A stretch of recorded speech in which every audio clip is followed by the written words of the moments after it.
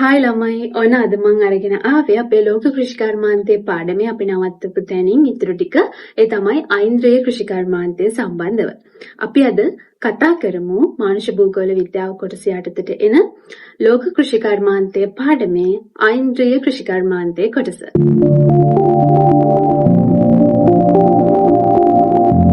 අද අපි කතා කරමු ළමයි අපි කලින් නවත්තපු පාඩ් එකකින් ඉතුරු ටික ඒ තමයි ඓන්ද්‍රීය කෘෂිකර්මාන්තය සම්බන්ධව. හරි අපි බලමු ඓන්ද්‍රීය කෘෂිකර්මය කියන්නේ මොකක්ද කියලා. ඓන්ද්‍රීය ක්‍රිෂිකර්මය කියන්නේ පසෙහි පරිසර පද්ධතිවල ගුණාත්මක භාවය හා ජනතාවගේ සෞඛ්‍ය තත්ත්වය සුරක්ෂිත කරන කෘෂිකාර්මික නිෂ්පාදන ක්‍රියාවලියකි. එතකොට ඓන්ද්‍රීය කෘෂිකර්මය බොහෝ සෙයින්ම වර්ධනය වුණේ අපි කලින් කතා කරා වගේ හරිත විප්ලවයේ සහ ජාන තාක්ෂණයේ තියෙන අහිතකර බලපෑම් අඩු කරන්න. එතකොට මේකෙදි වෙන්නේ පසෙහි තියෙන ඒ වගේම පරිසර පද්ධතිවල තියෙන ගුණාත්මක භාවය සහ ජනතාවගේ සෞඛ්‍ය තත්ත්වය සුරක්ෂිත කිරීමට තමයි මේ කෘෂිකාර්මික නිෂ්පාදන ක්‍රියාවලිය ආරම්භ වුණේ. එතකොට මේ ඓන්ද්‍රීය කෘෂිකර්මයේ මූලිකත්වයේ ගත්තේ ඓන්ද්‍රීය කෘෂිකාර්මික ප්‍රවර්ධන ව්‍යාපාර පිළිබඳ ජාත්‍යන්තර සංගමය මගින්. ඒ තමයි IFOAM කියන්නේ. එතකොට මේ ඓන්ද්‍රීය කෘෂිකර්මය 1990 සිට තමයි ලෝකේ පුරා ව්‍යාප්ත වුණේ. 2011 වන විට හෙක්ටයාර මිලියන 37ක් මේට යොදවා තිබූ අතර 2014 වන විට එය හෙක්ටයාර මිලියන 43.7ක් දක්වා වැඩි වෙලා තියෙනවා. එතකොට වැඩිම ප්‍රමාණයක් යොදවලා තියෙනවා මේක 2014 වෙනකොට මේ ඓන්ද්‍රීය කෘෂිකර්මාන්තය සඳහා භූමි ප්‍රමාණය. 2014 දී ඓන්ද්‍රීය කෘෂිකාර්මික නිෂ්පාදකයින් ප්‍රමාණය මිලියන 2.3ක් බවට පත් වෙලා තියෙනවා. එතකොට ඓන්ද්‍රීය කෘෂිකර්මාන්තයට බොහෝ දෙනෙක් යොමු වෙලා තියෙනවා කියන එක අපිට ඒකෙන් පැහැදිලි වෙනවා. හරි ඊළඟට මේ ඓන්ද්‍රීය කෘෂිකර්මාන්තය වැඩිපුරම පිලිපීන, මියන්මාරය, තායිලන්තය, පේරුව වගේ රටවල් වල තමයි බහුලව ව්‍යාප්ත වෙලා තියෙන්නේ කියන එක තමයි කියන්නේ. ඊළඟට මෙහි ප්‍රධාන ක්‍රමවේද 4ක් තියෙනවා. පාංශු කළමනාකාරීත්වය, වල් පැලෑටි මර්ධනය, පලිබෝධ හානිය වැළැක්වීම සහ බහුභෝග වගාව. එතකොට මේ ඓන්ද්‍රීය කෘෂිකර්මයේ ව්‍යාප්ත වෙලා තියෙන මේ ප්‍රධාන ක්‍රමවේද 4 ඔස්සේ. එතකොට ඒකෙදි ඔයාලා බලන්න ගොඩක්ම බලලා තියෙන්නේ මේ පාරිසරික තත්ත්වයන්ගේ ගුණාත්මක භාවය ගැන. එතකොට මෙතනදී අපිට කතා කරන්න පුළුවන් මේ පාංශු කළමනාකාරීත්වය ගත්තාම බොහෝ වෙලාවට මේ ශාක පත්‍රම පොහොර විදිහට භාවිතා කරලා තියෙනවා. ඒ වගේම භෝග මාරුව කියන දේ ප්‍රතිනවීකරණය කරලා තියෙනවා. ඊළඟට කොම්පෝස්ට් පොහොර තමයි භාවිතා කරලා තියෙන්නේ. ඒ වගේම පාංශු ඛාදනය වැළැක්වීමට උත්සාහ කරලා තියෙනවා. එතකොට වල් පැලෑටි මර්ධනය වගේ දේවල් ගත්තාම මෙයාලා පලිබෝධ නාශක ඊළඟට වල් නාශක වගේ දේවල් යොදාගෙන නැහැ. වල් පැලෑටි මර්ධනය කරලා තියෙන්නේත් ගොඩක් වෙලාවට ස්වභාවික ක්‍රම ඔස්සේම තමයි. පලිබෝධ හානිය වැළැක්වීම සම්බන්ධව ගත්තාම අපේ රටේ ඉස්සර තිබුණ කෙම්පහන් ක්‍රම අන්න ඒ දේවල් ගොඩක් වෙලාවට භාවිතා කරලා තියෙනවා. බහුභෝග වගාව ගත්තාම අපිට කියන්න පුළුවන් මේක හරියට අපේ හේන් සංස්කෘතිය වගේ. කියන්නේ හේන් වගාව වගේ. හේන් වගාවෙත් අපි කරන්නේ බහුභෝග වගාවක්. එතකොට ඒ පාරිසරික තත්ත්වයට ගැලපෙන විදිහට භෝග වර්ග කීපයක් වගා කිරීම සිද්ධ වුණා. එතකොට මෙන්න මේ ප්‍රධාන ක්‍රමවේද 4 ඔස්සේ තමයි ඓන්ද්‍රීය කෘෂිකර්මාන්තය වර්ධනය වුණේ. හරි ඊළඟට අපිට කතා කරන්න පුළුවන් මේ ඓන්ද්‍රීය කෘෂිකර්මයේ තියෙන ප්‍රතිලාභ ගැන. විශේෂ ප්‍රතිලාභ කීපයක් තියෙනවා. ඒ තමයි ආර්ථික ප්‍රතිලාභ, ආහාර සුරක්ෂිතතා ප්‍රතිලාභ, පාරිසරික ප්‍රතිලාභ සහ සමාජ හා සංස්කෘතිමය ප්‍රතිලාභ. එතකොට අපි ආර්ථික ප්‍රතිලාභ ගැන කතා කරොත් මේකෙදි ගොඩක් වෙලාවට අපි ගුණාත්මක සහ සෞඛ්‍ය ආරක්ෂිත බව ගැන හිතලා තමයි මේ කෘෂිකර්මාන්තය ආරම්භ වුණේ. එතකොට ගුණාත්මක භාවයෙන් යුතු ආහාර වර්ග ලබා ගන්න මිනිස්සු පෙළඹුණා. ඒ නිසා මේවා අලෙවි වෙන ප්‍රමාණය වැඩි වුණා. එතකොට ආර්ථික ප්‍රතිලාභ රැසක් ලැබුණා. ඊළඟට මේ ආහාර සුරක්ෂිතතා ප්‍රතිලාභය ගැන කතා කරනකොට මේවා ස්වභාවික ක්‍රම මගින් තමයි ගොඩක් වෙලාවට ආහාර නිෂ්පාදනය සිද්ධ වුණේ. ඒ නිසා ආහාරවල කල්පැවැත්ම වැඩි වුණා. ඒ වගේම පාරිසරික ප්‍රතිලාභ ගත්තාම ජෛව විවිධත්වයට හානි වුණේ නැහැ. ජෛව විවිධත්වය ආරක්ෂා වුණා. ඒ වගේම පසේ ගුණාත්මක භාවය ආරක්ෂා වුණා. ඊළඟට මේ භූ දර්ශනය ආරක්ෂා වුණා. ඒ අපිට කියන්න පුළුවන් පරිසර දූෂණය අවම වුණා කියන එක. ඊළඟට මේ පාංශු ජීවීන්, ජලජ ජීවීන් වගේ ඒ වගේම ජලජ ශාක වගේ දේවල් ආරක්ෂා වුණා. මොකද මේකෙදි අපි කිසිම රසායනික ද්‍රව්‍යයක්, පලිබෝධනාශක, වල්නාශක ඔන්න ඔය වගේ કૃත්‍රිම දේවල් භාවිතා කරේ නැහැ. ස්වභාවික ක්‍රමයන්ම තමයි භාවිතා කරලා මේ කෘෂිකර්මාන්තය සිද්ධ කළේ. ඒ වගේම සමාජ හා සංස්කෘතිමය ප්‍රතිලාභ ගැන කතා කරනකොට අපිට කියන්න පුළුවන් ගොඩක් වෙලාවට මේ ඓන්ද්‍රිය කෘෂි කර්මාන්තයට කාන්තාවන් යොමු වීම දකින්න පුළුවන්. එතකොට කාන්තාවන් සඳහා ස්වයං රැකියා ආරම්භ වුණා.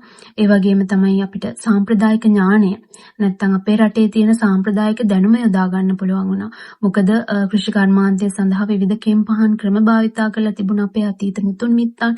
එතකොට එයාලගේ විවිධ ක්‍රමවේද තිබුණා. එතකොට මේ දේවල් නැවත වර්ධනය වුණා. ඒ වගේම කාබනික වගා සංස්කෘතියක් තමයි මේකෙදි ආරම්භ වුණේ. එතකොට ඒක අලුත් ප්‍රවණතාවයක් වුණා ලෝකයේ තුල. ඔන්න ඔය වගේ දේවල් අපිට කියන්න පුළුවන් මේ ඓන්ද්‍රිය කෘෂි කර්මාන්තයේ බලපෑම් එහෙමත් නැත්නම් ප්‍රතිලාභ සම්බන්ධව. ඊළඟට අපිට කතා කරන්න තියෙනවා නිෂ්පාදනයේ ප්‍රසාරණය සම්බන්ධව. මේ කියන්නේ හරිත විප්ලවයත් ජනතාක්ෂණයත් ඒ වගේම ඓන්ද්‍රිය කෘෂි කර්මාන්තයත් කියන මේ තුනේම කොහොමද මේ නිෂ්පාදනයේ ප්‍රසාරණය අපිට කතා කරන්න පුළුවන් කියන එක. කියන්නේ කෘෂිකාර්මික නිෂ්පාදනවල ඉහළ වැඩිවීම සිද්ධ වුණේ කොහොමද කියලා මේක අපි ප්‍රධාන අංශ තුනක් යටතේ ප්‍රධාන වශයෙන් කතා කරනවා. ඒ තමයි සූක්ෂමකරණය, වගාබිම් ව්‍යාප්ත කිරීම සහ කෙටි කාලීන භෝග හඳුන්වා දීම. හරි. ඒක යටතේ පළවෙනි එක තමයි සූක්ෂමකරණය. සූක්ෂමකරණය කියන්නේ කෘෂිකර්මය සඳහා විවිධ තාක්ෂණික ක්‍රම භාවිතා කිරීම. එතකොට කෘෂිකර්මය සඳහා විවිධ තාක්ෂණික ක්‍රම භාවිතා කරා හරිත විප්ලවයේදී ඒ වගේම ජාන තාක්ෂණයේදී වගේ දේවල් වලදී. අපි ඓන්ද්‍රිය කෘෂිකර්මයේදී තාක්ෂණය කියන දේ භාවිතා කරන්නේ සාම්ප්‍රදායික ධර්ම මූලික කරගෙන. ඊළඟට මේකෙදි නිෂ්පාදන වැඩිවීමට හේතුවක් උනේ වැඩි ඵලදාවක් ලැබෙන බීජ වර්ග නිෂ්පාදනය කරා. කෘත්‍රිම පොහොර වර්ග භාවිතා කරා. කෘමිනාශක වල්නාශක භාවිතා කරා. ජාන තාක්ෂණය යොදා ගැනීම. පාංශ සංරක්ෂණ ක්‍රම භාවිතා කිරීම. නූතන වගා ක්‍රම සහ යාන්ත්‍රික තාක්ෂණය භාවිතය. ඔන්න ඔය වගේ දේවල් නිසා තමයි නිෂ්පාදනය වැඩි වෙන්න හේතුවක් උනේ. එතකොට මේවට ඔයාලා උදාහරණ ටිකක් මතක තියාගන්න. ඔයාලට රචනා ප්‍රශ්න ලියද්දී වැදගත් වෙන්න පුළුවන්. හරි. එතකොට ඊළඟ කොටස තමයි වගාබිම් ව්‍යාප්ත කිරීම. ලෝකයේ සමස්ත භූමියෙන් භෝග වගාවට සුදුසු මුළු බිම් ප්‍රමාණය 28.4ක්. නමුත් මේ වන විට වගා කරන බිම් ප්‍රමාණය 38.4ක්. එතකොට අපිට පැහැදිලි වෙනවා වගාබිම් සඳහා මිනිස්සු උපරිම භූමි ප්‍රමාණය භාවිතා කරලා තියෙනවා කියලා. ඇතැම් රටවල් වල උපරිම මට්ටමට ඇවිල්ලා තියෙනවා මේ වෙනකොට. උදාහරණ තමයි චීනය, බටහිර යුරෝපීය රටවල් වගේ දේවල්. එතකොට මේ වගාබිම් ව්‍යාප්ත කිරීම නිසා නිෂ්පාදනයේ ප්‍රසාරණය වැඩි වෙලා තියෙනවා. ඊළඟ කරුණ තමයි කෙටි කාලීන භෝග හඳුන්වා දීම. එතකොට මේ හරිත විප්ලවයේ ඊළඟට ජාන තාක්ෂණය හරහා කෙටි කාලයකින් ඉහළ අස්වැන්නක් ලබා ගන්න පුළුවන් භෝග වර්ග හඳුන්වලා දුන්නා. ඒ නිසා මේ ආහාර නිෂ්පාදනයේ ප්‍රසාරණය වැඩි වුණා. උදාහරණ තමයි IR64. ඒක වී ප්‍රභේදයක් දින 115කින් අස්වැන්න ගන්න පුළුවන්. ඊළඟට සුන්ඩාමායි බාර්ලි විශේෂ ඒක චීනයේ තමයි තියෙන්නේ. බංග්ලාදේශයේ බරිමාස්ව නැත්නම් BARI MASVR8 කියලා අපිට ඒක හඳුන්වන්න පුළුවන්. ඒක පරිප්පු විශේෂයක්. මේක දින 110න් අස්වැන්න ලබා දෙනවා. එතකොට මෙන්න මේ වගේ ප්‍රධාන මාතෘකා තුනක් යටතේ අපිට නිෂ්පාදනයේ ප්‍රසාරණය ගැන කතා කරන්න පුළුවන්. ඊළඟට අපිට කතා කරන්න පුළුවන් ප්‍රධාන වශයෙන්ම මේ කෘෂිකර්මයේ මුහුණ දෙන අභියෝග වර්ග කීපයක් ගැන. ඒ තමයි කෘෂි රසායන භාවිතය, භූමි හායනය හා කාන්තාරකරණය, සාම්ප්‍රදායික දැනුම නැතිවීම, කෘෂිකාර්මික ඒකාධිකාරීත්වය සහ සෞඛ්‍ය ගැටලු ඇතිවීම. එතකොට අපි මේක ඕවරෝල් තමයි කතා කරන්නේ හරිත විප්ලවයත්, ජාන තාක්ෂණයත්, ඓන්ද්‍රිය කෘෂිකර්මයත් කියන තුනම මූලික කරගෙන. එතකොට අපි ඉස්සෙල්ලාම බලමු කෘෂි රසායන භාවිතය ගැන. වසරකදී පොහොර මෙට්‍රික් ටොන් මිලියන 138ක් පමණ භාවිතා කරනවා මේ වගාවන් සඳහා. උදාහරණ විදිහට ගත්තාම නයිට්‍රජන්, ෆොස්ෆරස්, පොටෑසියම් ඔන්න ඔය වගේ පොහොර වර්ග අපිට පොහොර වර්ග භාවිතා කරනවා. ඊළඟට පසේ ආම්ලික බව වැඩි වුණාම කැල්සියම් කාබනේට් යොදනවා. ඊළඟට පසේ භාෂ්මික බව වැඩි වුණාම සල්ෆර් යොදනවා. ඔන්න ඔය විදිහට විවිධ රසායනික ද්‍රව්‍ය භාවිතා කිරීම ඇත්තටම වැඩි වුණා මේ කෘෂිකර්මාන්තයේදී. එතකොට ඒක විශාල අභියෝගයක් බවට පත් වුණා. ඒ වගේම තමයි මෙතනදී කියන්න ඕනේ මේ කෘෂි රසායන භාවිතයේ විවිධ අවස්ථාවන් 4කදී පලිබෝධනාශක යොදන විවිධ අවස්ථා 4ක් අපිට හඳුන්වා ගන්න පුළුවන්. ඒ තමයි දිලීර වගේ දේවල් මර්ධනය කරන්න දිලීරනාශක යොදාගත්තා. ඊළඟට කෘමීන් මර්ධනය කිරීමට කෘමිනාශක යොදාගත්තා. ඊළඟට හානිකර වෙනත් සතුන් ඉන්නවා නම් ඒ සත්තු මර්ධනය කරන්න පලිබෝධනාශක යොදාගත්තා. ඊළඟට වල්පැල මර්ධනය කරන්න වල්නාශක යොදාගත්තා. එතකොට බොහෝ සෙයින්ම කෘෂි රසායන භාවිතයක් තමයි සිද්ධ වෙලා තියෙන්නේ මේ කෘෂි කර්මාන්තයේදී නිෂ්පාදනය වැඩි කරද්දී. ඊළඟට මේ භූමි හායනය හා කාන්තාරකරණය ගැන කතා කරොත් ඇත්තට මේ භූමි හායනය එහෙමත් නැත්නම් භූමියේ ගුණාත්මක බව අඩුවීම ස්වභාවිකව වෙන්නත් පුළුවන්, මිනිස්සුන්ගේ ක්‍රියාකාරකම් නිසා වෙන්නත් පුළුවන්. එතකොට මේ කෘෂි රසායන අධික වශයෙන් භාවිතා කිරීම නිසා ඊළඟට භෝග වගාවන් වැඩි වෙනකොට පසේ සාරවත් බවත් අඩු වෙනවා. ඔන්න ඔය හේතුන් නිසා පසේ තියෙන ගුණාත්මක භාවය අඩු වෙලා තියෙනවා. ඒ වගේම කාන්තාරකරණයකට පත් වෙලා තියෙනවා. එතකොට වර්තමානයේ වෙනකොට මිලියන 250ක පමණ ජනතාවක් මේ කාන්තාරීකරණයෙන් පීඩා විඳිනවා. ඊළඟට මිලියන 750ක් පමණ මේ කාන්තාරීකරණයට ලක්වීමේ අවදානම් තත්ත්වයේ පසු වෙනවා. එතකොට මේකත් විශාල ගැටලුවක් වුණා මේ කෘෂි කර්මාන්තයේ හේතු වෙන. එතකොට මේ භූමි හායනයට සහ කාන්තාරීකරණයට හේතු වෙච්ච හේතු කීපයක් මම මෙතන වෙනම ලියාගෙන තියෙනවා. ඒ තමයි වනහරණය, පාංශු ඛාදනය, ලවණීකරණය, රසායනික පොහොර භාවිතය, අධික ලෙස උලා කන සතුන් නැති කිරීම. ඔන්න ඔය හේතු කාරණා අපිට ගන්න පුළුවන්. ඊළඟට ඒකට විසඳුම් විදිහට මම ලියාගෙන තියෙනවා වන වගා ව්‍යාප්ත කිරීම, ජල පෝෂක ප්‍රදේශ රැක ගැනීම, ලවණීකරණය සීමා කිරීම, කාබනික පොහොර භාවිතය, පාංශු සංරක්ෂණ ක්‍රම භාවිතය සහ භෝගමාරු ක්‍රමයට වගා කිරීම. ඔන්න ඔය දේවල් නිසා අපිට පුළුවන් භූමි හායනය සහ කාන්තාරීකරණය වීම වළක්වා ගැනීමට. ඒ වගේම ළමයි තව එකක් තමයි මේ සාම්ප්‍රදායික දැනුම නැතිවීම කියන එක. දැන් මේ හරිත විප්ලවයේ ජාන තාක්ෂණය වගේ දේවල් ආවට පස්සේ තාක්ෂණයනේ ගොඩක් දුරට කෘෂි කර්මාන්තයට යොදාගත්තේ. එතකොට මේ සාම්ප්‍රදායික දැනුම නැති වී යාම සිද්ධ වුණා. ඒකෙදී ගැටලු කිහිපයක් මතුවුණා. ඒ තමයි පරම්පරාතර පරතරය වැඩිවීම, වාණිජ කෘෂිකර්මයේ ව්‍යාප්ත වීම, සමාජීය බැඳීම් ගිලිහී යාම, අන්‍යෝන්‍ය සහයෝගය නැතිවීම, ලවණීකරණය අඩු කරන පැරණි වාරි ක්‍රම භාවිතා නොකිරීම, ජෛවීය පලිබෝධ මර්ධන ක්‍රම ඉවත් කිරීම, දේශීය කෙම් ක්‍රම භාවිතා නොකිරීම, දේශීය බීජ වර්ග නැති වී යාම. ඔන්න ඔය දේවල් සිද්ධ වුණා. මේ පරම්පරාතර පරතරය වැඩි වෙනවා කියන්නේ දැන් ඔයාලා හිතන්න ඔයාලගේ සීයා කෘෂි කර්මාන්තය කරාට ඔයාලගේ තාත්තා කෘෂි කර්මාන්තය කරන්නේ නැත්තම් ඔයා ඊළඟට යොමු වෙන්නෙත් නැහැ කෘෂි කර්මාන්තය සිද්ධ කරන්න. ඔන්න ඔය විදිහට පරම්පරාතර පරතරය වැඩි වෙනවා. ඊළඟට දැන් ගොඩක් වෙලාවට කෘෂි කර්මාන්තය සිද්ධ කරන්නේ වාණිජ අරමුණු වලින් විතරයි. ඉස්සර ස්වයං පෝෂිත ආර්ථික රටාවක් අපේ රට තුළ තිබුණා. මිනිස්සු වගා කරේ තමන්ගේ ආර්ථිකය. එහෙමත් නැත්නම් තමන්ගේ ගෙදර දොරේ ආහාර වේල සපයා ගන්න. නමුත් දැන් වෙනකොට වාණිජ කෘෂි කර්මාන්තයක් තමයි ලෝකේ පුරාම තියෙන්නේ. ඊළඟට සමාජීය බැඳීම් ගිලිහී යාම සිද්ධ වෙලා තියෙනවා මේ යන්ත්‍ර සූත්‍ර අධික වශයෙන් භාවිතා කිරීම නිසා. ඊළඟට අන්‍යෝන්‍ය සහයෝගය නැති වෙලා තියෙනවා. එතකොට මේ ලවණීකරණය අඩු කරන්න, ඊළඟට පලිබෝධ මර්ධනය කරන්න, කෘමිනාශක සතුන් මර්ධනය කරන්න අපේ ලංකාව තුළ උනත් සාම්ප්‍රදායික කෙම් ක්‍රම එහෙම භාවිතා කරලා තියෙනවා. නමුත් වර්තමානයේ වෙනකොට ඒ වාරි ක්‍රම, කෙම් ක්‍රම ඔය වගේ දේවල් භාවිතා කරන්නේ නැහැ. ඊළඟට මම ඒ කිව්ව දේවල් පල්ලෙහායි විදිහටම සඳහන් වෙලා තියෙනවා.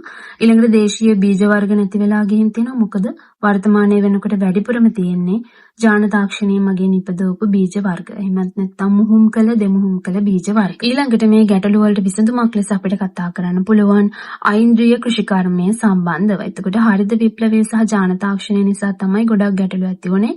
නමුත් මේ විසඳුමක් ලෙස මේ ඓන්ද්‍රිය කෘෂිකර්මය අපිට ගන්න පුළුවන්.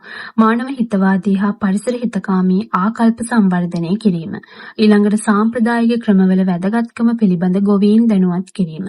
මෙන්න මේ දේවල් තුලින් අපිට මේ සාම්ප්‍රදායික දැනුම කියන එක ආරක්ෂා කරගන්න පුළුවන්. ඊළඟට අපි මේ කෘෂිකර්මයේ පාඩමේ අනිවාර්යයෙන්ම කතා කරන එකක් තමයි කෘෂිකාර්මික ඒකාධිකාරීත්වය.